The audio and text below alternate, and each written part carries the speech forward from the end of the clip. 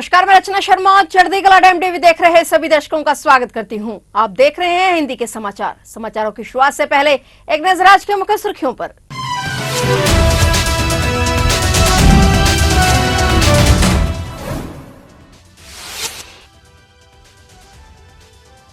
हिंसा भड़कने से बांग्लादेश में 300 से अधिक मौतें। पूरे देश में लगा कर्फ्यू। बांग्लादेश में आरक्षण के खिलाफ छात्रों का प्रदर्शन लगातार जारी।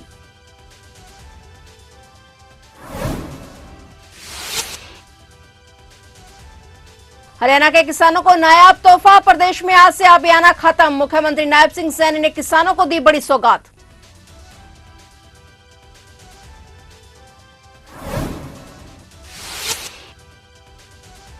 सुप्रीम कोर्ट ने केजरीवाल सरकार को दिया झटका। उपराज्यपाल कर सकते हैं एमसीडी में एल्डरमैन की नियुक्ति। बिना सलाह के एल्डरमैन नियुक्ति कर सकते हैं एलजी। और आपको सुप्रीम कोर्ट से लगा बड़ा झटका।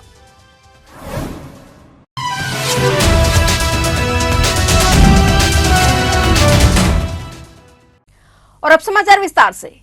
बांग्लादेश में आरक्षण के खिलाफ छात्रों का प्रदर्शन लगातार जारी है। यहां रविवार शाम 6 बजे से कर्फ्यू लगा हुआ है। अब तक हिंसा में कम से कम 300 से ज्यादा लोगों की मौत हो चुकी है। हालांकि संघर्ष में कोई आधिकारिक बयान नहीं आया है और प्रदर्शनकारी आज देशव्यापी कर्फ्यू का उल्लंघन करते हुए ढाका तक लॉन्ग मार्च का आयोजन कर रहे हैं। और बांग्लादेश में जारी हिंसा में 14 पुलिस कर्मियों समेत कई लोगों की मौत हो गई, वहीं सैकड़ों घायल हुए हैं। इस बीच बांग्लादेश में 3 दिन के अवकाश का भी ऐलान कर दिया गया है। प्रदर्शनकारी छात्र लगातार प्रधानमंत्री शेख हसीना का इस्तीफा मांग रहे हैं। मुख्यमंत्री नायब सिंह सैनी ने जिला कुरुक्षेत्र में आयोजित थानेसर विधानसभा की विशाल जनसभा में किसानों को एक और महत्वपूर्ण सौगात देते हुए किसानों का पिछले अभियाने का 133 करोड़ 55 लाख 48 हजार रुपए का बकाया माफ करने की घोषणा की है। साथ ही भविष्य के लिए भी अभियान अब खत्म हो गया है। मुख्यमंत्री नायब सिंह सैनी की इस सौगात से किसानों को प्रति वर्ष लगभग 54 करोड़ रुपए की राहत मिलेगी। साथ ही मुख्यमंत्री ने प्रदेश की सभी फसलों की खरीद न्यूनतम समर्थन मूल्य पर करने की भी घोषणा की। वर्तमान में प्रदेश सरकार द्वारा 14 फसलों की खरीद न्यूनतम समर्थन मूल्य पर की जा रही है। अब हरियाणा की अन्य सभी फसलें भी न्यूनतम समर्थन मूल्य पर खरीदी जाएंगी।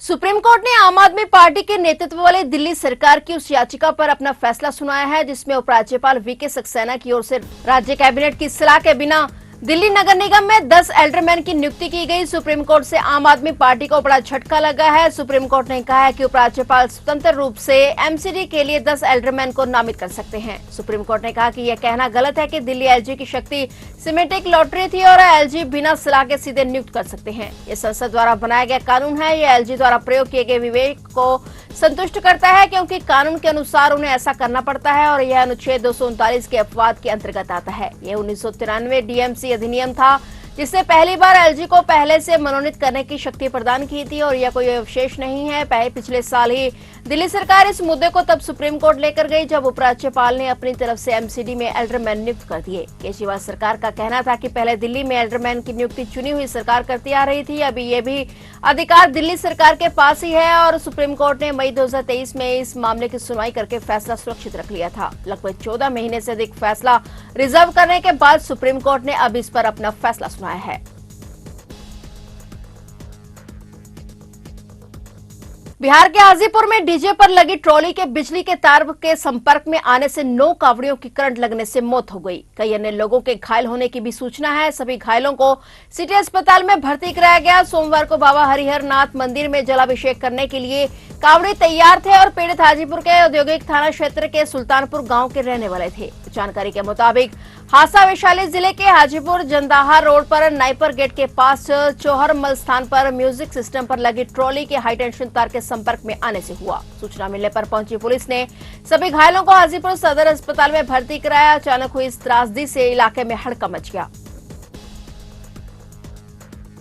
हिमाचल प्रदेश के 3 जिलों में बादल फटने से अचानक आई बाढ़ के कारण मरने वालों की संख्या बढ़कर अब 13 हो गई है। आधिकारिक आंकड़ों के अनुसार कुल्लू के निरमंड, सैंज और मलाना मंडी के पदर और शिमला के रामपुर उपमंडल में बादल फटने की श्रृंखला के बाद 40 से अधिक लोग अभी भी लापता हैं। अधिकारियों ने बताया कि बचाव कर्मियों ने अधिक मशीनरी, खोजी कुत्ते दस्ते, ड्रोन और अन्य उपकरण तैनात करके तलाशी अभियान तेज कर दिया है। 27 जून को मानसून की शुरुआत से लेकर 4 अगस्त तक हिमाचल प्रदेश को 662 करोड़ रुपए का नुकसान हुआ है। इस आपदा ने राज्य भर में विनाश कई लोगों की जान ले ली है और बुनियादी ढांचे को नष्ट कर दिया है। मुख्यमंत्री सुखविंदर सिंह सुक्खू ने खुलासा किया है कि 27 जून के बाद से हुए नुकसान में बुनियादी ढांचे और अन्य संपत्तियों को महत्वपूर्ण नुकसान शामिल है।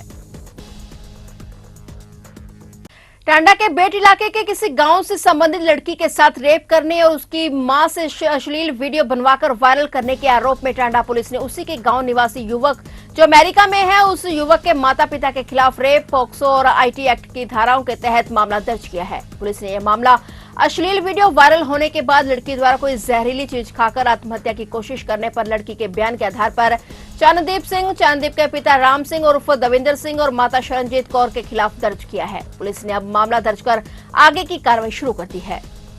2 साल पहला ਇਹ ਗੱਲ ਸੀ ਮੁੰਡੇ ਦੀ ਮਾੜੀ ਮੋਟੀ ਕੁੜੀ ਦੇ ਨਾਲ ਆਪਾਂ ਉਧਰ ਸਾਨੂੰ ਇੰਨਾ ਮੈਨੂੰ ਪਤਾ ਨਹੀਂ ਹੈਗਾ। ਇਹ ਕੁੜੀ ਨੂੰ ਕਿਤੇ ਕੋਈ ਨਸ਼ੀਲੀ ਦਵਾਈ ਦੇ ਕੇ ਬਾਹਰ ਲੈ ਕੇ ਗਿਆ ਵਾ। ਬਾਹਰ ਉਹਦੇ ਨਾਲ ਕੋਈ ਰੇਪ ਕੀਤਾ। 17 ਸਾਲਾਂ ਦੀ ਕੁੜੀ ਸੀ ਮੇਰੀ। ਰੇਪ ਕੀਤਾ ਬਾਅਦ ਵਿੱਚ ਉਹਦੀਆਂ ਫੋਟੋਆਂ ਲੈ ਕੇ ਉਹਨੂੰ ਧਮਕਾਉਂਦਾ ਰਿਹਾ। ਮੈਨੂੰ ਵੀ ਕੁਛ ਨਸ਼ੀਲੀ ਦਵਾਈ ਕੁੜੀ ਕੋ ਦਵਾ ਕੇ ਰੇਪ ਤੇ ਘਰ ਵੀ ਆ ਕੇ ਕੁੜੀ ਨਾਲ ਗਲਤ ਹਰਕਤਾਂ ਕੀਤੀਆਂ। ਫਿਰ ਉਹ ਅਮਰੀਕਾ ਚਲਿਆ ਗਿਆ। ਅਮਰੀਕਾ ਚ ਚਲ ਗਿਆ। ਉਹਦੇ ਘਰਦਿਆਂ ਨੂੰ ਵੀ ਮੈਂ ਕਿਹਾ ਕਿ ਇਦਾਂ ਮਤਲਬ ਮੇਰੀ ਕੁੜੀ ਨਾਲ ਇਹ ਗੱਲ ਕਰਦਾ। ਘਰ ਦੇ ਕਹਿੰਦੇ ਅਸੀਂ ਕੋਈ ਗੱਲ ਨਹੀਂ ਵਿਆਹ ਕਰ ਲੈਂਦੇ।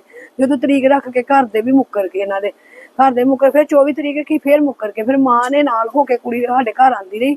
ਕੁੜੀ ਨੂੰ ਧਮਕਾਉਂਦੀ ਰਹੀ। ਵਿੱਚ ਮੁੰਡੇ ਦਾ ਫੋਨ ਲਵਾ ਕੇ ਕੁੜੀ ਕੋ ਵੀਡੀਓ ਬਣਵਾਉਂਦੀ ਰਹੀ ਅੰਦਰ ਬਾਥਰੂਮ 'ਚ। ਤੂੰ ਬਣਾ ਪਾ ਨਹੀਂ ਤੇ ਤੇਰੀਆਂ ਅਸੀਂ ਸਾਰੇ ਸੋਸ਼ਲ ਮੀਡੀਆ 'ਚ ਪਾਣੇ। ਕੁੜੀ ਡਰਦੀ ਨਹੀਂ ਪਾਉਂਦੀ ਰਹੀ। ਜੋ ਆਂਦੇ ਉਹ ਕਰਦੀ ਰਹੀ। ਉਹ ਨਿਆਣੀ ਸੀ। ਜਦੋਂ ਉਸ ਕੁੜੀ ਨੇ ਮੈਨੂੰ ਦੱਸਿਆ ਤਾਂ ਉਦੋਂ ਇਹਨਾਂ ਦੀ ਮਾਂ ਨੇ ਤੇ ਮੁੰਡੇ ਨੇ ਸਾਰੇ ਪਿਓ ਨੇ ਸਾਰੇ ਵਾਇਰਲ ਕਰ ਦਿੱਤੇ। ਪਿਓ ਦੇ ਫੋਨਾਂ ਵਿੱਚ ਵੀ ਫੋਟੋਆਂ ਨੇ, ਮਾਂ ਦੇ ਫੋਨਾਂ ਵਿੱਚ ਵੀ ਫੋਟੋਆਂ ਨੇ। ਸਾਰੇ ਹੀ ਇਹਨਾਂ ਨੇ ਵਾਇਰਲ ਕਰ ਦਿੱਤੀਆਂ ਨੇ। ਹੁਣ ਕੁੜੀ ਨੇ ਛੱਤ ਤੱਕ ਮਾਰ ਕੇ ਸੁੱਟ ਦਿੱਤੀ। ਅਸੀਂ ਐਚਐਸ ਤੇ ਪੇਸ਼ ਹੋਏ ਆ। टांडे भी अपनी दरखास्त दी है। साडी कोई सुनवाई नहीं हुई है। पहाड़ी राज्यों में मची तबाही के बीच मौसम विभाग ने मध्य प्रदेश, राजस्थान, गुजरात, गोवा में भारी बारिश की चेतावनी जारी की है। इन राज्यों में आज जमकर बादल बरसने की संभावना जताई गई है। इसके अलावा हरियाणा, तेलंगाना, महाराष्ट्र, तमिलनाडु, रायलसीमा और कर्नाटक के कुछ स्थानों पर गरज, बिजली और तेज हवाओं के साथ हल्की से मध्यम वर्षा हो सकती है। केरल, उत्तर प्रदेश, ओडिशा, झारखंड, बिहार, पश्चिम बंगाल, अरुणाचल प्रदेश, असम, मेघालय, नागालैंड, मणिपुर, मिजोरम और त्रिपुरा में बारिश होने के आसार है। पिछले दिनों हिमाचल प्रदेश और उत्तराखंड में बादल फटने से भारी तबाही मची थी। हिमाचल प्रदेश में 45 लोग लापता हैं और उत्तराखंड में 150 तीर्थयात्रियों से संपर्क नहीं हो पा रहा है। दोनों राज्यों में मरने वालों की संख्या भी अब 19 से ज्यादा है और एनडीआरएफ और एसडीएफ की टीमें बचाव कार्य में जुटी हुई हैं। केदारनाथ मार्ग पर फंसे तीर्थयात्रियों को हेलीकॉप्टर से रेस्क्यू किया जा रहा है। इन दोनों राज्यों में आज भी बारिश होने के आसार हैं। उत्तर प्रदेश में पिछले 24 घंटे में बारिश से संबंधित घटनाओं में 6 लोगों की मौत हो गई। प्रदेश के 6 जिले बाढ़ से प्रभावित हैं। राहत आयुक्त कार्यालय के एक बयान में यह जानकारी दी। बयान के मुताबिक राहत एवं बचाव कार्य जारी है। बताया गया कि राज्य के 6 जिले बलिया, लखीमपुर खीरी, फर्रुखाबाद, सीतापुर, बिजनौर और बाराबंकी अभी भी बाढ़ से प्रभावित है। बारिश जनित इन घटनाओं में 6 लोगों की मौत पिछले 24 घंटे में हो गई। सिंचाई विभाग की रिपोर्ट के मुताबिक बंदायू के कचला पुल पर गंगा खतरे के निशान से ऊपर बह रही है।